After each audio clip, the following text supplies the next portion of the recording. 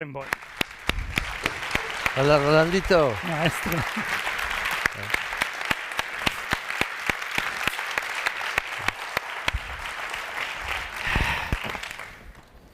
Welcome. Thank you very much. And in your own words, Maestro, what is Peral music? Well, before I can say what it is why it is. Okay. Why? You know, if you decide to do something like this, you do this either because your activities so far have been so terribly unsuccessful that you have to find a way to get out of it, or your activities in the past have been so successful that you don't need your partners. And I'm very happy to say that I don't belong to either category. I am very happy to start a new venture, and I'm very grateful to Universal, who is represented here today by Max Hole, who will accompany me, if you want, on this adventure. For many years now, many people have said the record world is finished, always the same. With the pop it works because they always record new songs and new pieces. The classical repertoire is always recorded the same pieces, and therefore one cannot really expect to sell it, and there's less interest in classical music, etc., etc., etc., etc. You know, I've been around for a long time. I made my first record a little over 60 years ago, in 1954. I went to the Wigmore Hall in London and recorded 3 piano records, 3 of the little 45 thing, at that time for Philips. And then I saw the discovery of the long playing record, of stereophonic, of quadraphonic, of all the phonics of the world. And ending up in the CD, in the compact disc. So I've seen all of this, and we have had really a very, very great development technically in how the recordings have been made. You cannot compare. In fact, we have arrived at a point where on a CD you can play an old 78 recordings from the 1925 or 1930, and there is no noise. On the long playing record you still heard but in the CD is completely finished. And this may be part of the problem, that suddenly all of us who were recording in the 80s were not only in competition with our own past and with our contemporaries, but back for so many years. And therefore, I had many, many conversations, and I thought, what does the future, what will the future bring us? There must be something positive in the future. And the opinions were divided. How long the CD will continue to live? Will there be a new life for it? When will the digital world come in? But in all the different opinions, regardless of the degree of pessimism or optimism in it, it was always clear that the future is the digital world. Maybe not quite now, not so quickly, but I thought if I'm going to really start something new, I want to do it now. I don't want to do it as a reaction to something that happens because of a situation or because of a crisis or because of development of other reasons. Because I was told, why do you want to do that? Because I said, I want to do it only digital. I don't. But they said you could really have a big success if you also. I said I'm not really interested. So Peral music is only digital. Peral is going to be only digital, and I'm not really interested in playing a safe game. I want to take this decision towards the future. It's before anything else, it is a philosophical decision that says the future belongs to the digital world. The digital world, we can get better quality of sound than we have now on the records and on the compact discs. And this is what I would like to do. And I would like to really put, as it were, all my efforts into the work of the future.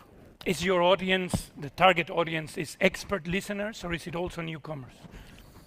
I would hope a bit of everything, a bit of everything.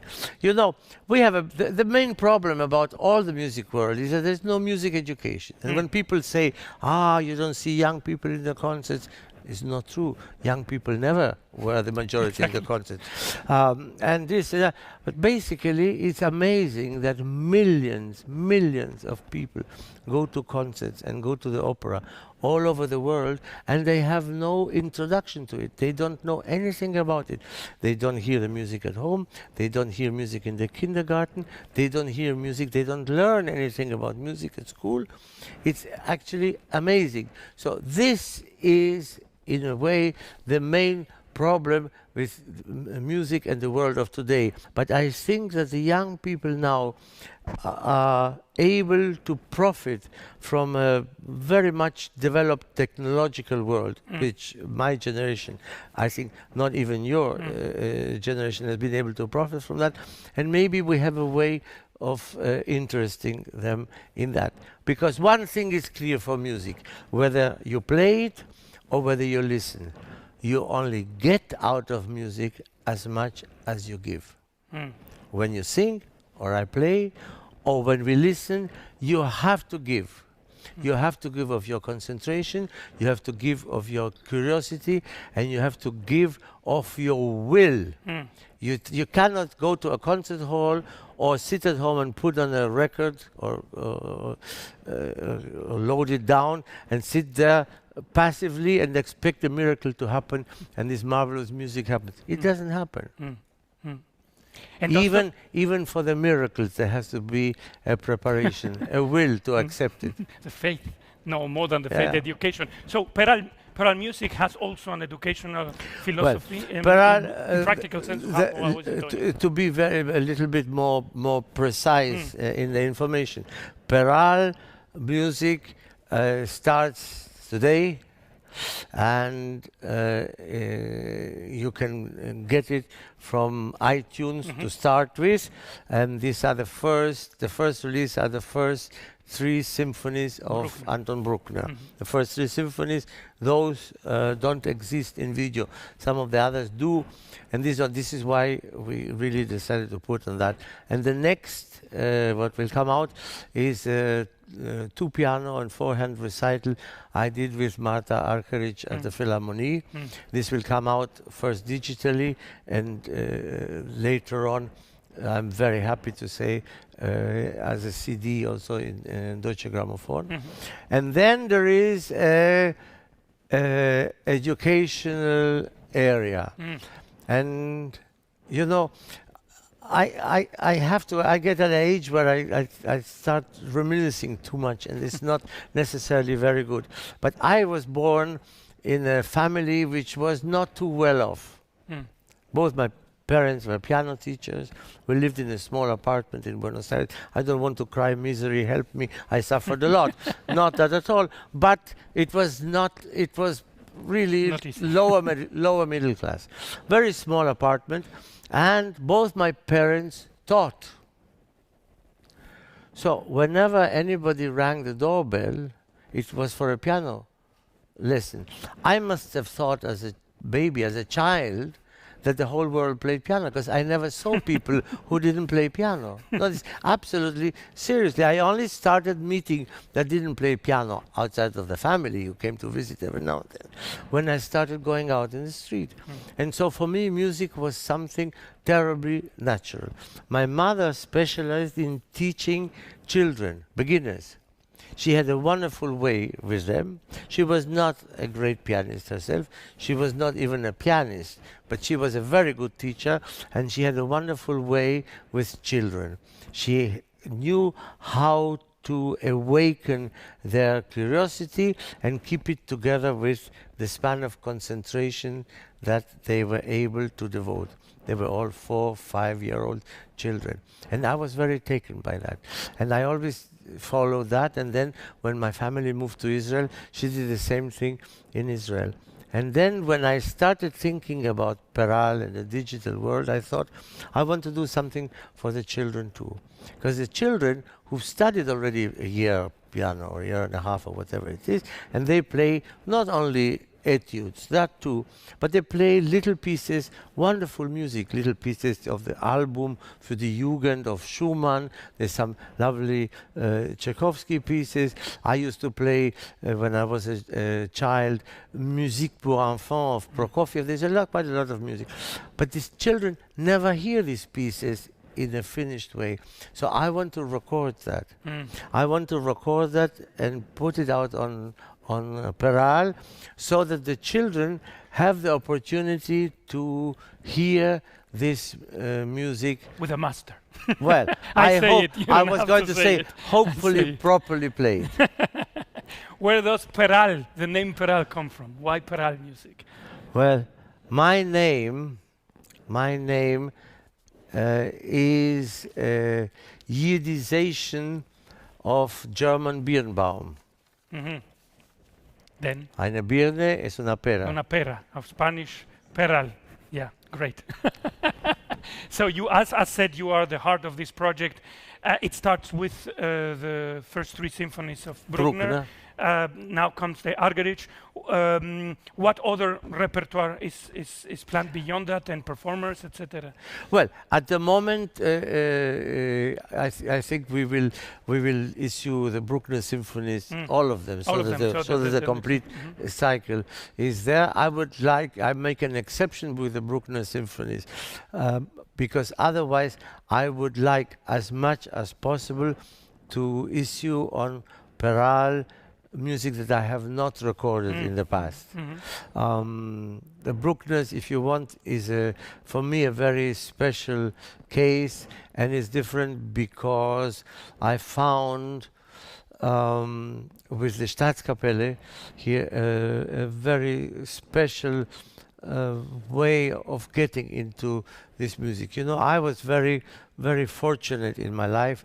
I recorded all the Bruckner symphonies twice already.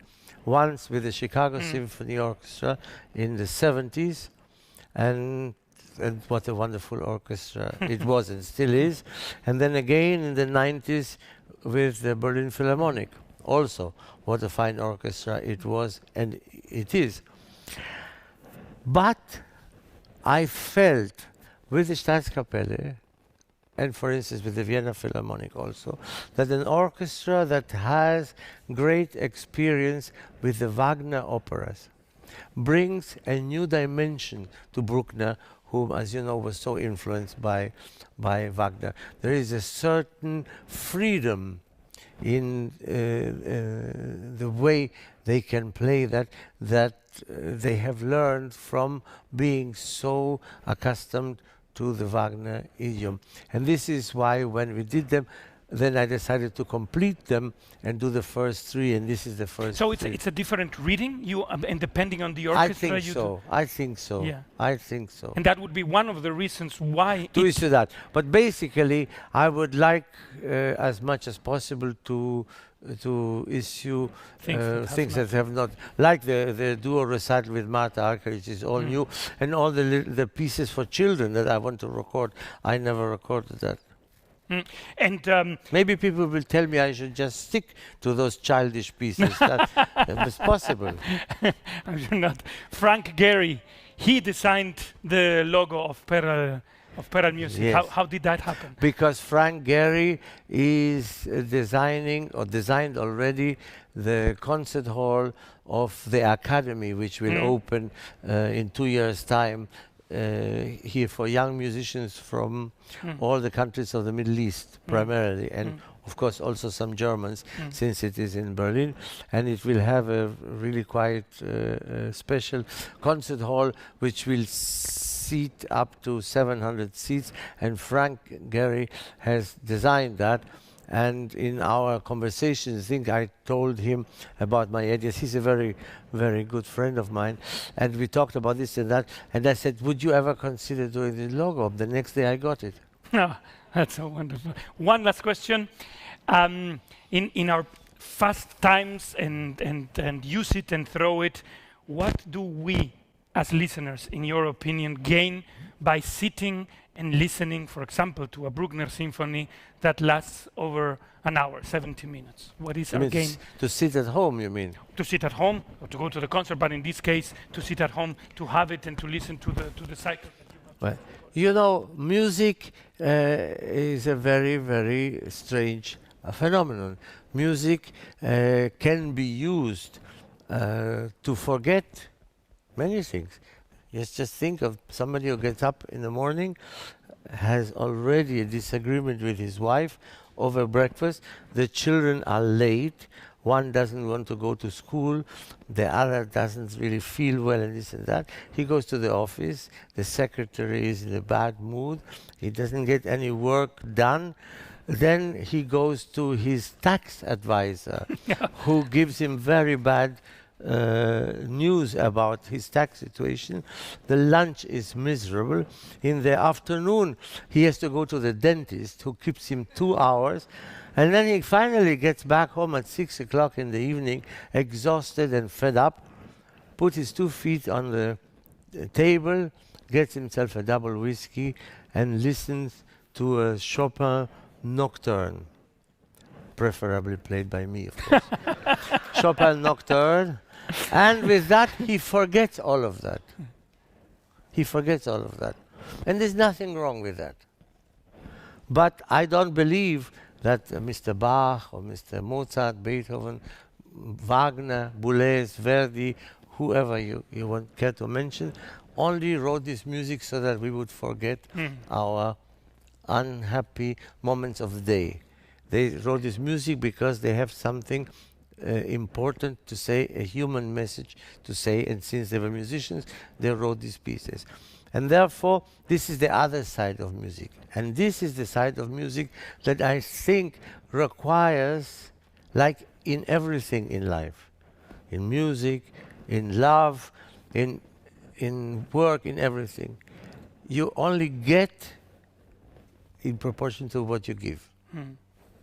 You know that as a wonderful singer yourself. And it's the same thing when you listen. I know, for instance, I would never sit at home and listen to music if I was not really in the mood or with the patience and the frame of mind to really concentrate. And I want to really beg all the new listeners who hopefully will come to Peral and will be interested in all that, that they really give me a chance and sit down and listen and concentrate and give the energy of the will to get something out of the music. Well, I'm sure that, I mean, I've had the enormous chance to work with you many times, of course, and to listen to your music, and you certainly always have something very important to tell us through your music, not only as somebody deeply committed our times, as I said, but through your music. And I'm sure this new adventure will bring more people, and I'm sure that people will listen very careful to what you are doing. Daniel Barenboim, thank you very much, Maestro. Thank you. Thank you. So, as Maestro mentioned, Peral Music is a joint venture with Universal Music Group, and I will start also the next section, questions and answers, that you will have the time also to give your questions. But we will start with somebody that I have the chance already to know for many years, and I can assure you is a man very enthusiastic about classical music, very interested in seeing classical music flourish in the best way possible, and of course through the recording world. And he's the chairman and CEO of Universal Music Group International. Please welcome Mr. Max Hole. Hey, Orlando. Welcome. Thank you, Max, for being here, and thank you really again for your incredible support and enthusiasm for classical music. So why is Peral Music an important business venture for Universal Music Group? Well, I mean, one of the most important things for a record company to do is to support and enable creative people. And we've had a pretty long association. And as you said at the beginning, one of the true greats who not only produces incredible music, but when he speaks, makes people like me want to know more about that music. And we meet from time to time, and we had a lunch in Berlin some months ago. And I loved the idea of being on the front foot, that Maestro Daniel Barenboim wants to be on the front foot and be actually doing something that's breaking barriers in music and launch a digital-only label. So I loved that. And then also we were talking about the fact that whilst he enjoys a very good relationship with us through Deutsche Grammophon and Decca, sometimes it's a bit frustrating for him because the other people are recording certain works and there's schedules and all that. So sometimes he can't do what he wants. And so I loved also the idea of enabling Daniel to do what he wants. And he had a creative idea.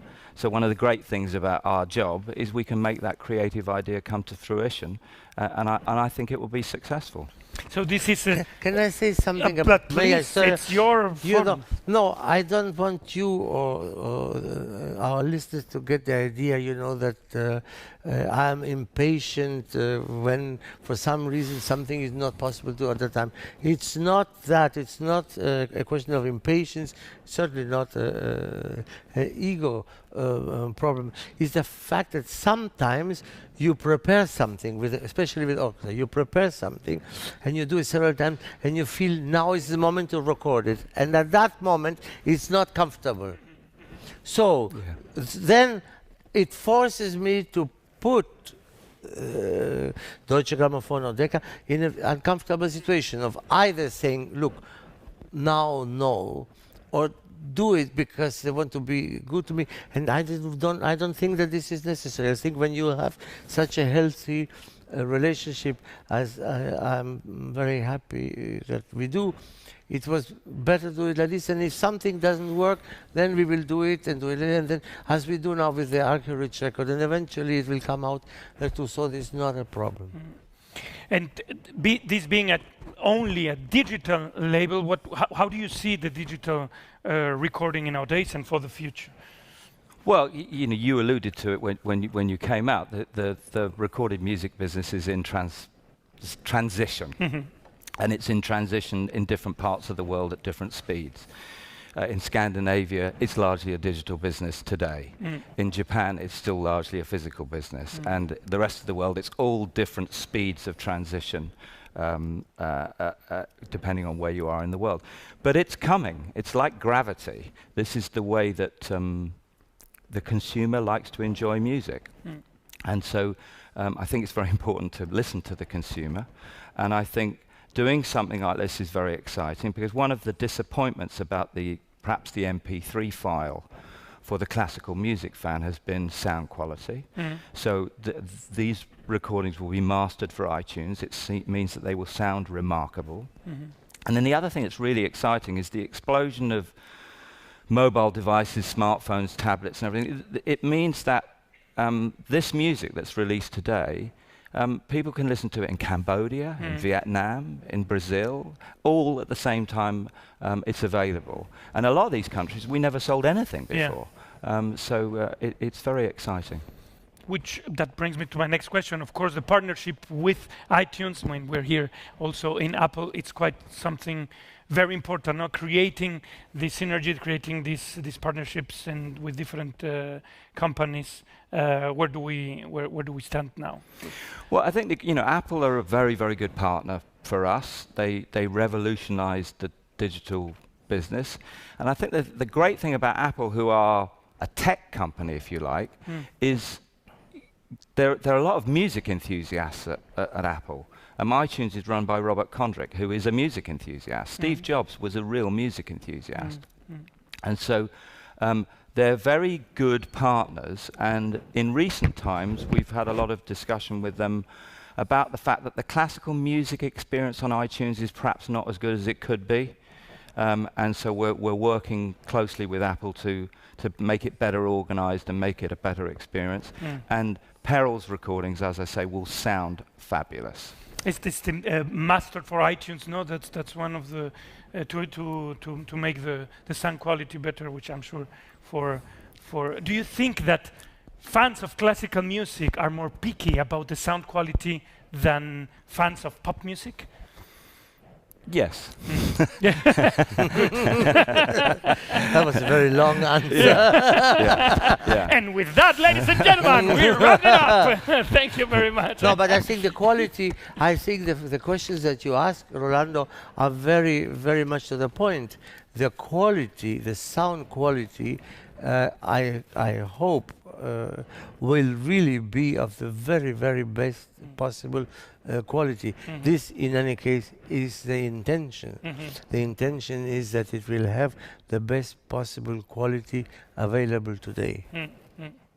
Well, then, what can I say? Yeah, hallelujah. And I think more that we have more channels, more adventures that bring classical music to us. As I say, we need to bring classical music to people, not necessarily bring people to classical music, but that classical music is part of our society and our world. And you certainly are doing that. And so I'm very, very happy that I was invited to host this talk. And I thank you very much for being here. I thank you, everybody, for being here. And now it's time for you to ask questions to Max or to Maestro Barenboim about Peral music. I think what you're doing with this initiative is the future of music industry. And this is exactly what the cultural institutions, music cultural institutions are doing too.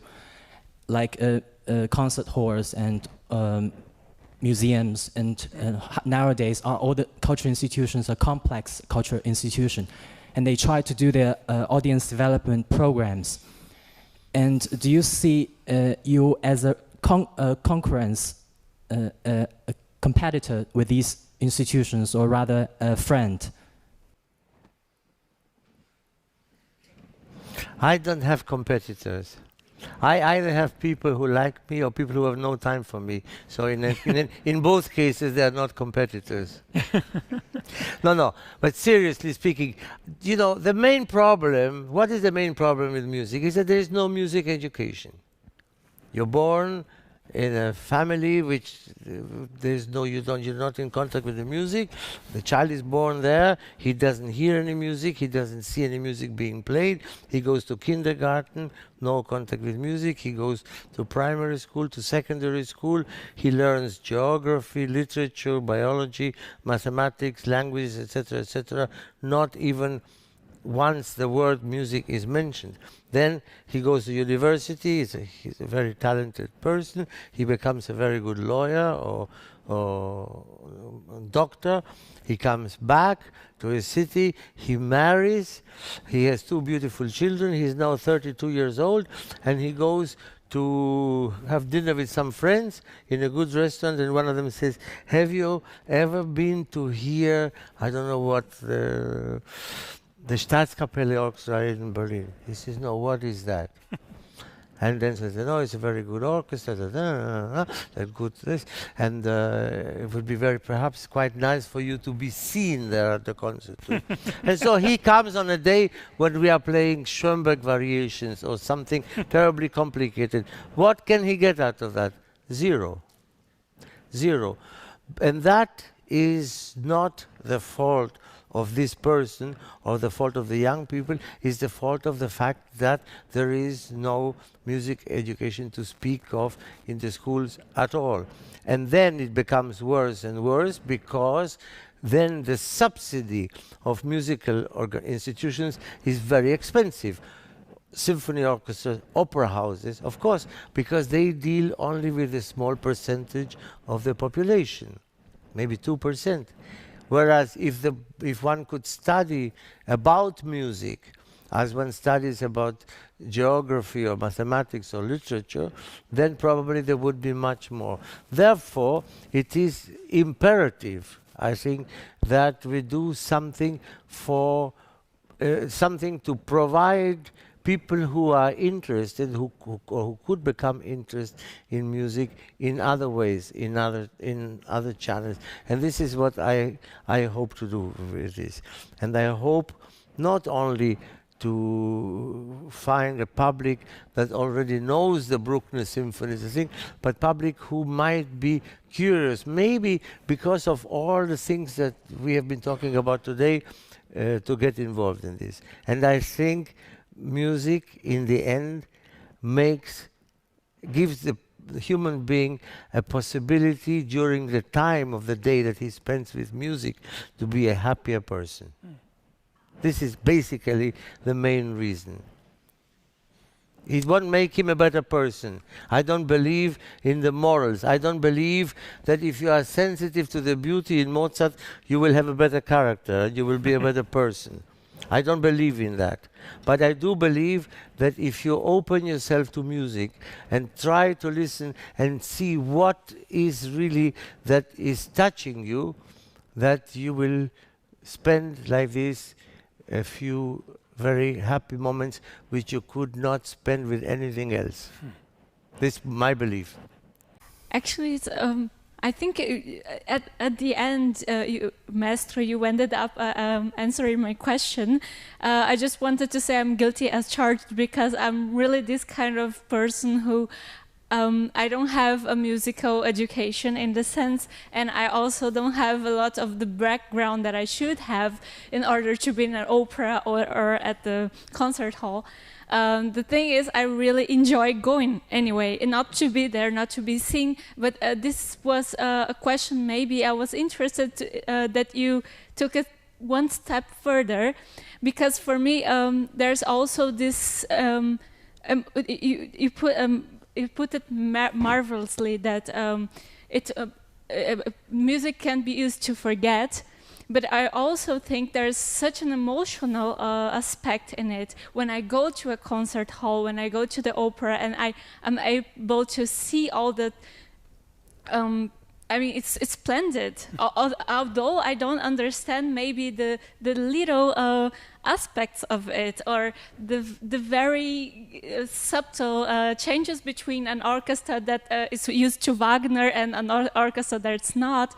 But for me, it's just this emotional aspect which is so important. And maybe you spoke about it a little bit at the end of your answer. I just maybe wanted to hear a little bit more about that, because I found it really amazing, this emotion. I will tell you very, very frankly. First of all, I'm very happy that you have this kind of curiosity and that you are able to experience this joy that you obviously do when you go to concerts or you go to the opera. I think this is wonderful, and I wish there would be more people like you. Maybe there are more than one thing. I will not lie to you. If you had music education and you knew more about harmony and about counterpoint, you would get more out of the music that you listen to. It would be absolute nonsense and insincere if I would tell you, don't worry, you don't need that. A lot of people say that. You don't have to, just put it on and dream. No, no. You need the will. Like we need the will to perform, you need the will to listen. So, little by little, if you have that will and you are interested and you read a little bit more about this or that and things that really appeal to you, even things that are not directly music connected to the music, but in some way to something that is connected to the music as well. I think this would be very good. But I think it's wonderful. You have the essential quality to be a really wonderful first-class listener. And if you now, on top of that, read a little bit more about it and find out a little bit more, you will get even more out of it. And then who knows, you will then one day come to one of my concerts and tell me why it was not so good. By that time, you will know all of that. There, we have another question there, and then another one there. This is a question either for Mr. Barenboim or Mr. Hole. What are your plans for distributing this label to realize this educational goal behind the label? So collaborations with schools, universities, or the digital distribution side, not only through iTunes, but perhaps other platforms. You want to answer that, Mark? Sure, I'll try. I think part of what we do, as I mentioned earlier, is we try to enable, encourage artists and artist development. Once we've made the recordings, we then try and communicate them to as many people as we possibly can. And the interesting thing about the world that we're in now is that the possibilities are endless almost, and they're incredibly fast. And so one of the very exciting things about today's world of communicating music is social media and how fans communicate with each other and how they can communicate across the world. And I mentioned one of the things that I love about the iTunes, because we're giving iTunes an exclusive on this for a period of time, is the fact that we'll work with them to promote this all from today, all around the world. And what we do beyond that, we will then expand it to more digital partners. And we will try and encourage, as we do, people to write about the music, people to talk about the music, people to make little homemade animated videos to the music and put it on YouTube. And that's what's so exciting. And I think one of the things, a big challenge for us as record companies, is to encourage more people in to classical music. And one of my things has often been, I've discussed certainly with Rolando before, I think it was Alex Ross who said, the problem with classical music is the word classical. And it puts a lot of people off until you play them the music. And then you play them the music and they go, oh, I love this. And that's part of our challenge. And the digital world gives us a real opportunity to get to more people in more places more quickly. And for the educational side, if I may add to what you say about these pieces for children, I think, you know, that the parents, and if the children are not too small, the children themselves would be very well acquainted with all kinds of with the digital world, and they might want to download or get these pieces and to hear them played, as it were, hopefully on a high standard. Hello, I got two questions, and both are for two speakers. My first question is, what are the future releases? Because you mentioned Bruckner, you said there are going to be 2 piano recitals later. What's the repertoire of the label? That's my question number one. And my second question is, again, there was the quote today, you only get of music as much as you give to it. So what does Peral give to the music, to the classical music world? Well, to answer your first question, the repertoire on the two-piano concert with Martha Argerich is what was at the concert in the Philharmonie in Berlin, whenever it was on Easter Saturday. There was a Mozart sonata for two pianos. There is a Schubert variations on original theme for four hands, and there is the Rite of Spring in the original Stravinsky version for four hands. This is the program of the concert, and this is what will come out after the beginning of the Bruckner series. I cannot give you any more precise information about future releases. I hope to be able to record the pieces for children still before the end of this year. So I hope that this will be ready by then. To your second question, is not basically, I was not talking about what Peral can do for you, is what you can do for yourself. Is what you can do for yourself, in the sense that Peral can only give you the digitalized, hopefully high quality sound that you will get, but you must have the will. You must have the will to sit down and listen and concentrate and see what you get out of the music. Unless you are prepared to do that, you will not get it. It's not music that you listen to while you're waiting for the water to heat when you are cooking in the kitchen. I'm not giving you any nonsense of that people tell you, you know, you don't have to do anything, just have it and you will listen to it. No, I'm hoping that you will find the time and the curiosity to really want to see what is this experience.